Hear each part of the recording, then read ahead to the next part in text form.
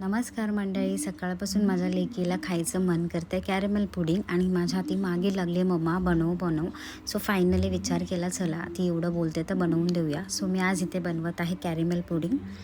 So मी त्याच्यासाठी साहित्य घेतलं आहे. इथे मी ब्रेड घेतले आहेत, एक अंडं घेतलं आहे, 1 वाटी साखर, 1 वाटी दूध आणि मी इथे थोडीशी फ्रेश क्रीम घेतली आहे. तर सर्वप्रथम आपल्याला जे ब्रेड घेतले होते ना त्याचे छोटे छोटे तुकडे करून घ्यायचे आहेत. मग त्यामध्ये मी दूध ॲड केलं आहे आणि थोडीशी क्रीम ॲड करून व्यवस्थित मिक्स करून घेतलं आहे आणि हे आपण मिक्सरला ग्राइंड करून घेणार आहोत पातळ असं.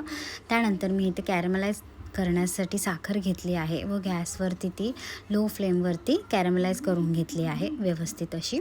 त्यानंतर ती आपण एका टीनमध्ये टाकणार आहोत कॅरमलाइज झाल्याच्या नंतर. व आपण जे मिश्रण घेतलं होतं ग्राइंड करून ते पण आपण ह्याच्यात ॲड करून एक 10 मिनटं आपण त्याला वाफवून घेणार आहोत. आपण असं हे चेक करू शकतो की ते शिजलं आहे की नाही. माझं इथे मी चेक केलं आहे आणि मग ते थंड करून आपल्याला एका प्लेटमध्ये काढून घ्यायचं आहे. ॲक्च्युली मीही पहिल्यांदाच ट्राय केलं आहे.